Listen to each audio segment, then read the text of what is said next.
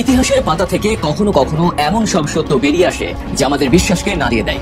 শেখ হাসিনার পতন এবং দেশ ত্যাগের নাটকীয় সেই দিনগুলোর কথা মনে আছে, কিন্তু সেই পর্দার আড়ালের আসল খেলাটা কি ছিল? কে সাহায্য করেছিল শেখ হাসিনাকে দেশ ছাড়তে?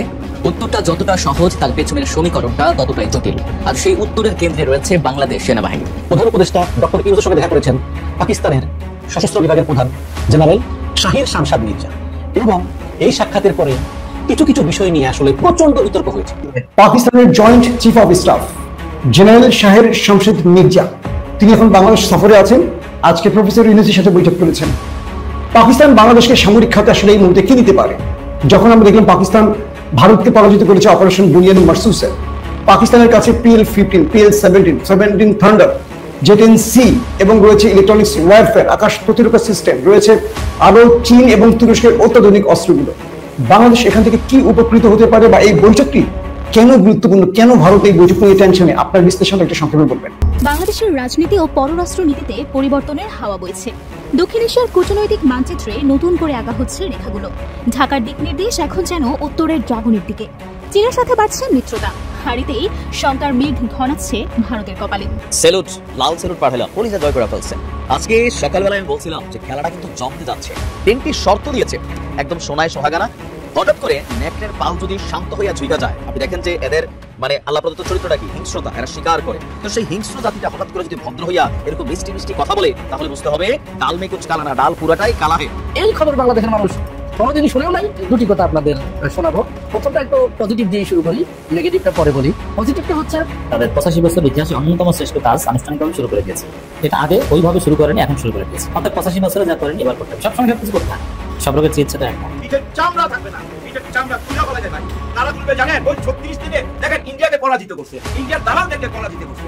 আপনারা যারা আবার ওই অ্যাঙ্গেলে যাবেন তাদেরকে পরাজিত করতে 36 দিন লাগবে না ভাই, 36 দিন লাগবে না, 36 ঘন্টাই এনাফ। আমি মনে করি 36 ঘন্টাই এনাফ। ভারতীয় দাদাগিরির দিন শেষ, এবার ঐক্যবদ্ধ হচ্ছে পাকিস্তান ও বাংলাদেশ। সম্মানিত দর্শক, আসসালামু আলাইকুম। নতুন একটি নিউজে আপনাকে স্বাগতম। প্রিয় দর্শক, সেনাবাহিনী কেন শেখ হাসিনাকে দেশ থেকে পালাতে সহায়তা করেছিল, ফাঁস হলো গোপন তথ্য। এদিকে পাকিস্তানি জেনারেলকে ডক্টর ইউনূসের বিতর্কিত ম্যাপ উপহার, ভারত জুড়ে ব্যাপক তোলপাড়। পাক জেনারেল আর প্রধান উপদেষ্টা ডক্টর মোহাম্মদ ইউনূসের বৈঠকে কাঁপছে ভারত। প্রফেসরের এক চালে ভারতের সব মাটি। নরেন্দ্র মোদী ধুতি খুলে নিতে একই অ্যাকশন নিল ডক্টর ইউনূস। অপরদিকে ভারতের বিরুদ্ধে পাকিস্তান বাংলাদেশ সামরিক জোট হচ্ছে, ভয়ে রাতের ঘুম হারাম ভারতীয় সেনা প্রধানের। ভারতীয় গণমাধ্যমে তোলপাড়। ভারতকে উচিত শিক্ষা দিতে গোপনে কি খেলা চলছে পাকিস্তান ও বাংলাদেশের মাঝে। প্রিয় দর্শক, আমাদের আজকের ভিডিওতে অত্যন্ত গুরুত্বপূর্ণ তথ্য শেয়ার করা হয়েছে। দয়া করে ভিডিওটি শুরু থেকে শেষ পর্যন্ত ধৈর্য সহকারে দেখে একটি লাইক দিয়ে সবাইকে বেশি বেশি করে শেয়ার করে দিবেন। সেই সাথে আমাদের ভিডিওটি আপনি বাংলাদেশের কোন জেলায় বসে দেখছেন বা শুনছেন সেটি অবশ্যই কমেন্ট বক্সে কমেন্ট করে জানিয়ে দিতে ভুলবেন না। বাংলাদেশের রাজনীতি ও পররাষ্ট্র নীতিতে পরিবর্তনের হাওয়া বইছে। দক্ষিণ এশিয়ার কূটনৈতিক মানচিত্রে নতুন করে আঁকা হচ্ছে রেখাগুলো। ঢাকার দিক নির্দেশ এখন যেন উত্তরের ড্রাগনের দিকে। চীনের সাথে বাড়ছে মিত্রতা, হারিতেই শঙ্কার মেঘ ঘনাচ্ছে ভারতের কপালে। বছরখানেক আগেও কেউ ভাবেনি বাংলাদেশ চীনের এত কাছাকাছি চলে যাবে, কিন্তু বাস্তবতা বদলে গেছে। 2024 সালের জুলাই আগস্টে গণ অভ্যুত্থানে শেখ হাসিনার পতনের পর নোবেলজয়ী ডক্টর মোহাম্মদ ইউনূসের নেতৃত্বে অন্তর্বর্তী সরকার গঠন করে ছাত্র জনতা। এরপরেই বদলে যায় দৃশ্যপট। আধিপত্যবাদী ভারতকে দূরে সরিয়ে চীনের মতো বিকল্পের পথে হাঁটে বাংলাদেশ। 2004 সালে চীন ভারতকে পেছনে ফেলে বাংলাদেশের সবচেয়ে বড় আমদানিকারক দেশ হয়ে যায়। বিশেষ করে টেক্সটাইল খাতে বাংলাদেশের সাফল্যের মূল উপাদান সুতা, সে কটনের বড় অংশই আসে চীন থেকে। এরপর একে একে গড়ে উঠেছে চীনা অর্থনৈতিক অঞ্চল, সড়ক, সেতু, বিদ্যুৎ কেন্দ্র, এমনকি বন্দরেও লাগে চীনের ছোঁয়া। চট্টগ্রামে চীনের বিশেষ অর্থনৈতিক অঞ্চল তো আছে, এবার তারা হাত দিয়েছে মোংলা বন্দরেও। এই বছরের মার্চে বেইজিং সফরে গিয়ে ডক্টর ইউনূস চীনের কাছ থেকে $2.1 বিলিয়ন বিনিয়োগ ও ঋণ সহায়তা নিশ্চিত করেন। এর মধ্যে $400 মিলিয়ন কেবল মোংলা বন্দর আধুনিকীকরণের জন্য। এই খবর দিল্লিতে আতঙ্কের ঢেউ তোলে, কারণ এর আগে ভারত মোংলার এক টার্মিনালের পরিচালনার অধিকার পেয়েছিল। এখন সে জায়গায় চীনের প্রবেশ ভারতের জন্য এক কূটনৈতিক ধাক্কা। বিশ্লেষকরা বলছেন, এই স্ট্রিং অফ পার্লস বা মুক্তোর মালা কৌশলের অংশ হিসেবে চীন এশিয়া থেকে আফ্রিকা পর্যন্ত বিভিন্ন বন্দরকে নিজের প্রভাব বলয়ে টেনে নিচ্ছে। বাংলাদেশের চট্টগ্রাম ও মোংলা বন্দরও এখন সেই মালার দুটো উজ্জ্বল মুক্তা। বেজিং বলছে এগুলো শুধু বাণিজ্যের জন্য, কিন্তু ভারত আশঙ্কা করছে এই বন্দরগুলো একদিন চীনা নৌবাহিনীর ঘাঁটিতে পরিণত হতে পারে। শুধু সমুদ্র নয়, চীন এখন বাংলাদেশে প্রবেশ করছে নদীর পথেও। তিস্তা নদী প্রকল্পে চীনের অংশগ্রহণ নিয়ে ভারতের উদ্বেগ বাড়ছে দিন দিন। তিস্তা পশ্চিমবঙ্গ ও উত্তর বাংলার প্রাণ, অর্থাৎ এখন চীনা প্রকৌশলীরা বাংলাদেশের অংশে নদী পুনর্গঠনের কাজ শুরু করলো। ভারতের দাদাগিরির 12টাও বাজতে পারে। দিল্লিকে দেখছে কৌশলগত হুমকি হিসেবে। আরো বড় চিন্তার বিষয় হলো বাংলাদেশের উত্তরাঞ্চল লালমনিরহাটে চীন একটি বিমান ঘাঁটি নির্মাণের পরিকল্পনা করছে বলে রিপোর্টে প্রকাশিত হয়েছে। এই জায়গাটি ভারতের চিকেন স্নেক নামে পরিচিত সরু ভূখণ্ডের খুব কাছেই, যে অংশ ভারতের উত্তর পূর্ব 7 রাজ্যের সঙ্গে মূল ভূখণ্ডের একমাত্র সংযোগ। ভারতের নিরাপত্তা বিশেষজ্ঞরা বলছেন এই অঞ্চলে চীনের উপস্থিতি ভারতের জন্য কৌশলগত দুঃস্বপ্ন। এদিকে ডিজিটাল খাতেও চীনের প্রভাব দৃশ্যমান। হুয়াওয়ে 2021 সালেই ঢাকায় চালু করেছে বাংলাদেশের প্রথম 5G নেটওয়ার্ক। স্মার্ট সিটি প্রকল্প, নজরদারি ক্যামেরা, ডেটা সেন্টার সবখানি এখন চীনা প্রযুক্তির দাপট। ভারতের সাইবার বিশেষজ্ঞরা বলছেন এই সিস্টেমগুলো দিয়ে সংগৃহীত ডেটা শেষ পর্যন্ত বেইজিং এর হাতেই পৌঁছে যেতে পারে। বাংলাদেশের প্রতিরক্ষা খাতেও চীনের শক্ত অবস্থান। 2002 সাল থেকে দেশটির সবচেয়ে বড় অস্ত্র সরবরাহকারী হচ্ছে চীন। 2010 থেকে 2020 সাল পর্যন্ত বাংলাদেশের 73% অস্ত্র এসেছে চীন থেকে। সাবমেরিন, ট্যাঙ্ক, মিসাইল, রাডার সবখানি চীনের ছোঁয়া। ভারত বাংলাদেশ সম্পর্কের আরেক জটিল ইস্যু হলো অভিবাসন ও নাগরিকত্ব আইন। ভারতের এনআরসি ও সিএএ নীতিকে কেন্দ্র করে দুই দেশের জনগণের মধ্যে অবিশ্বাস বেড়েছে। বাংলাদেশের আশঙ্কা এসব পদক্ষেপে বিপুল সংখ্যক মুসলমান ভারতে অবৈধ ঘোষণা হয়ে ফিরে আসতে পারে, যা দেশটির সামাজিক ভারসাম্য নষ্ট করবে। এসব ইস্যুতে দুই দেশের মধ্যে যে আস্থার ঘাটতি রয়েছে তা আজ স্পষ্ট। অনেক নিরপেক্ষ বিশ্লেষক মনে করেন ভারতের আধিপত্য ও একচোখা নীতিতেই ঢাকাকে দিল্লি থেকে মুখ ফিরিয়ে নিতে বাধ্য করেছে। মুখে গণতন্ত্রের কথা বললেও ভারত চায় বাংলাদেশে স্বৈরাচার জিইয়ে রাখতে। কোনোভাবেই বাংলাদেশকে বিশ্বমঞ্চে মাথা উঁচু করে দাঁড়াতে দিতে চায় না নয়াদিল্লি। গতকালকে প্রধান উপদেষ্টা ডক্টর ইউনূসের সঙ্গে দেখা করেছেন পাকিস্তানের সশস্ত্র বিভাগের প্রধান জেনারেল শাহির শামশাদ মির্জা, এবং এই সাক্ষাতের পরেই কিছু কিছু বিষয় নিয়ে আসলে প্রচন্ড বিতর্ক হয়েছে। এবং আমি মনে করি এই সব বিতর্কের জন্য ডক্টর ইউনূস যেমন দায়ী, আবার এই বিতর্কের জন্য এই ভারতীয় কিছু কট্টরপন্থী মিডিয়াও দায়ী। উভয়কে আমি দোষ দিচ্ছি এবং আজকে বিশ্লেষণ করবো যে আসলে কি সমস্যা হয়েছে। তার আগে আমি একটু নয়াদিগন্ত থেকে যদি পড়ি, সেখানে বলা হয়েছে যে রাষ্ট্রীয় অতিথি ভবন যমুনায় গত শনিবার রাতে ডক্টর ইউনূসের সঙ্গে সাক্ষাৎ করেছেন পাকিস্তানের যৌথ বাহিনীর প্রধান জেনারেল শাহির শামশাদ মির্জা। বৈঠকে দুই দেশের মধ্যে বাণিজ্য, বিনিয়োগ এবং প্রতিরক্ষা সহযোগিতা জোরদার এবং আঞ্চলিক শান্তি ও স্থিতিশীলতা রক্ষায় সমন্বিত উদ্যোগ নেওয়ার উপর গুরুত্ব দেওয়া হয়। উভয় পক্ষই বাংলাদেশের সঙ্গে পাকিস্তানের ঐতিহাসিক ও সাংস্কৃতিক বন্ধনের কথা তুলে ধরে ভবিষ্যৎ অংশীদারিত্ব বৃদ্ধির আশাবাদ ব্যক্ত করেন। বৈঠকে ইউনূস বলেন, ভুয়া সংবাদ ও বিভ্রান্তিমূলক তথ্য আজ বিশ্ব শান্তির জন্য অন্যতম বড় হুমকি। এটা অবশ্যই তিনি ভারতীয় মিডিয়াকে বুঝিয়েছেন। সামাজিক যোগাযোগ মাধ্যমকে অপব্যবহার করে অস্থিতিশীলতা সৃষ্টির প্রবণতা রোধে আন্তর্জাতিকভাবে যৌথ পদক্ষেপ নিতে হবে। বৈঠকে জেনারেল শাহির শামশাদ মির্জা বলেন যে আমাদের দুই দেশ একে অপরকে সহায়তা করবে। করাচি চট্টগ্রাম সমুদ্র রুট চালু হয়েছে এবং শীঘ্রই ঢাকা করাচি আকাশপথ মানে বিমানও চালু হবে। আলোচনায় জাতীয় নিরাপত্তা উপদেষ্টা খলিলুর রহমান, এডিসি সমন্বয়ক ও সিনিয়র সচিব লামিয়া মোর্শেদ এবং পাকিস্তানের হাইকমিশনার ইমরান হায়দারও উপস্থিত ছিলেন। যখন পাকিস্তান সশস্ত্র বিভাগের প্রধান জেনারেল শাহির শামশাদ মির্জার সঙ্গে বৈঠক করে ইউনূস, তখন তিনি একটা উপহার দেন তাকে, একটা ম্যাপ, এবং সেই ম্যাপের সামনে আবু সাইদের একটা প্রতিকৃতি।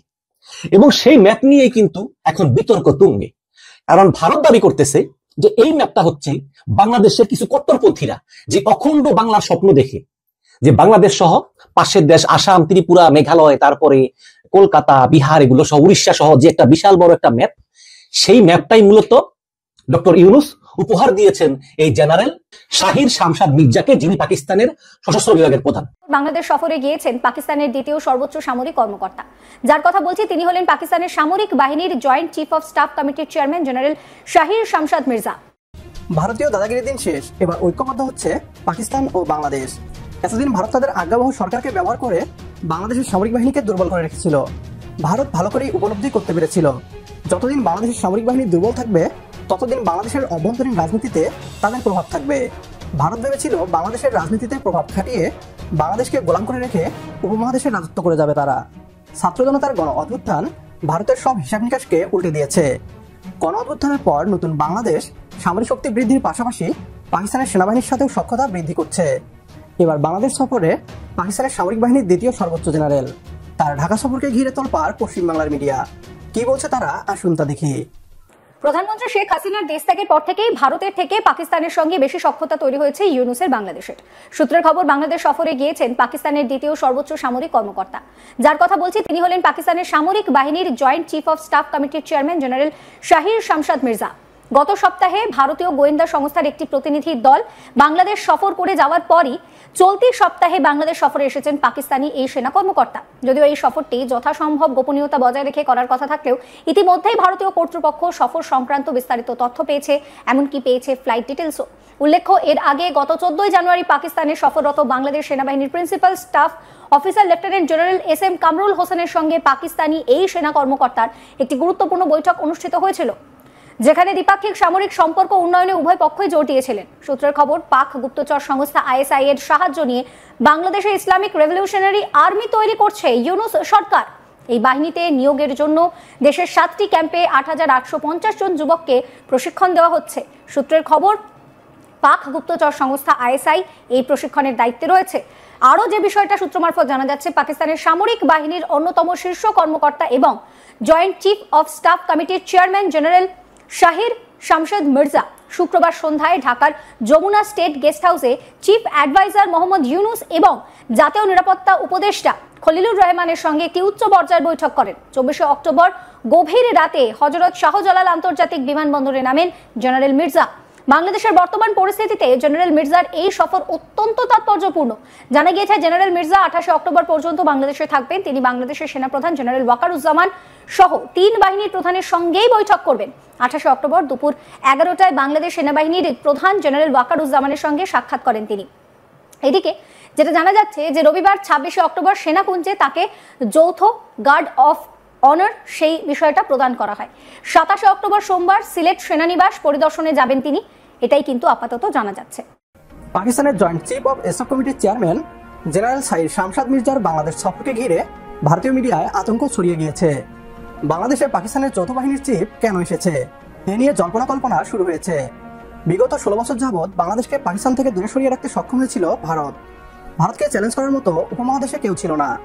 একতরফা আধিপত্য বিস্তার করে গিয়েছে তারা। এবার ভারতের আধিপত্যকে রুখতে ঐক্যবদ্ধ বাংলাদেশ ও পাকিস্তানের সেনাবাহিনী। পাকিস্তান বাংলাদেশকে সামরিক শক্তি বৃদ্ধিতে সহায়তা করছে, যা ভারত কোনোভাবেই মেনে নিতে পারছে না। বাংলাদেশ ও পাকিস্তান সেনাবাহিনীর সক্ষমতা যত বৃদ্ধি পাবে, ততই ভারতীয়দের জ্বালা বাড়বে। পাকিস্তান ও বাংলাদেশ সেনাবাহিনীর মধ্যকার সামরিক চুক্তি এখন সময়ের দাবি।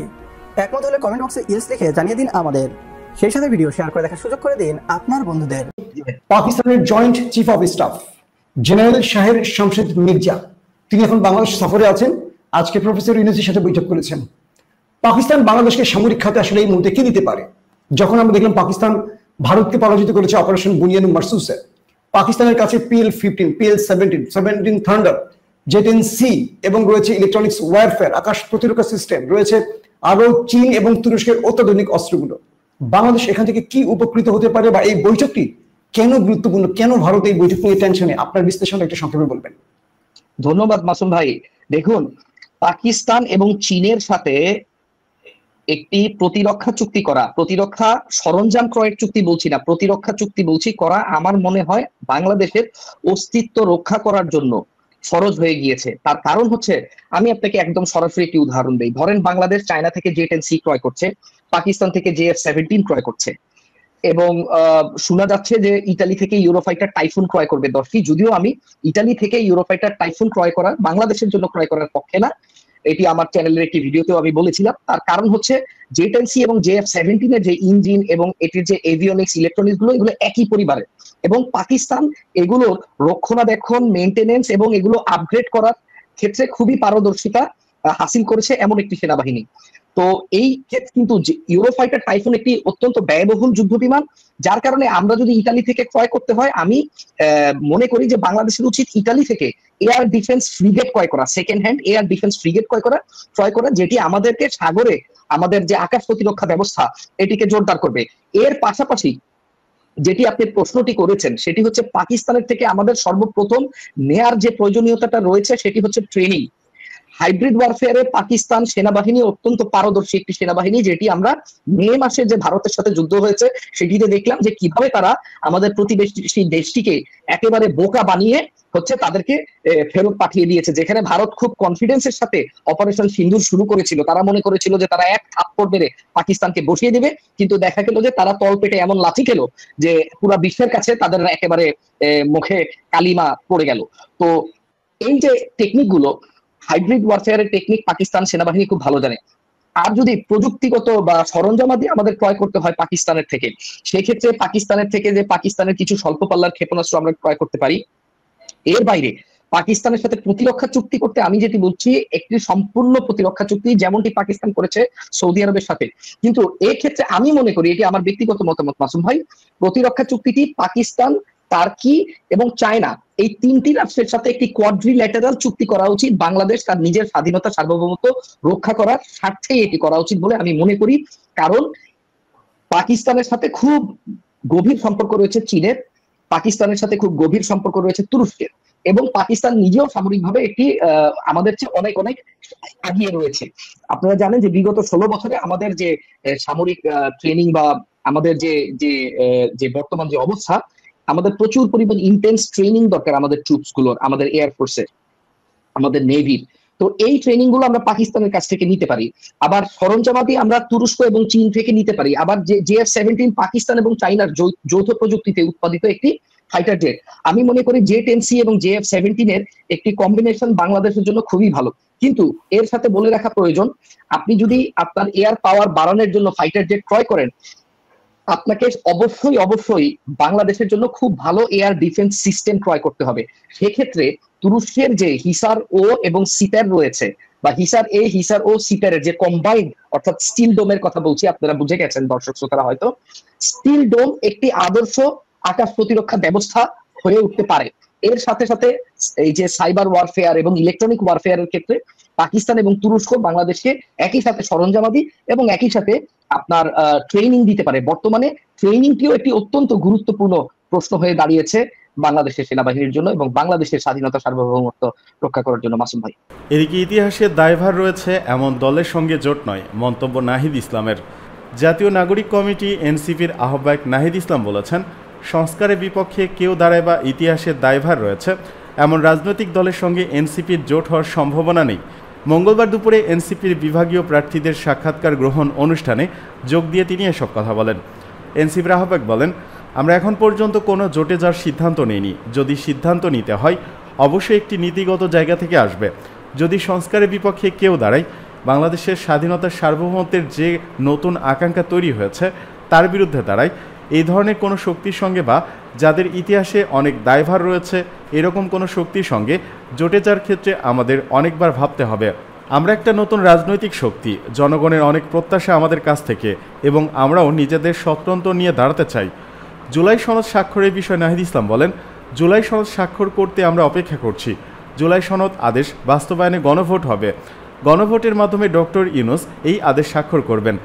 রাষ্ট্রপতি এই আদেশ স্বাক্ষর করতে পারবে না। বিদ্যমান সংবিধানের আলোকে আদেশ সাংঘর্ষিক হবে। কোনো ধরনের নোট অফ ডিফেন্স থাকলে আমরা সেটিকে স্বাক্ষর করব না। নির্বাচনকে ঘিরে ষড়যন্ত্র হচ্ছে মন্তব্য করে নাহিদ বলেন, ফ্যাসিবাদী শক্তি নির্বাচনকে ঘিরে ষড়যন্ত্র করছে। আওয়ামী লীগ ও বৈদেশিক শক্তি নির্বাচন বানচালের চেষ্টা চালাবে। আওয়ামী লীগকে পুনর্বাসন করার চেষ্টা করছে 14 দল।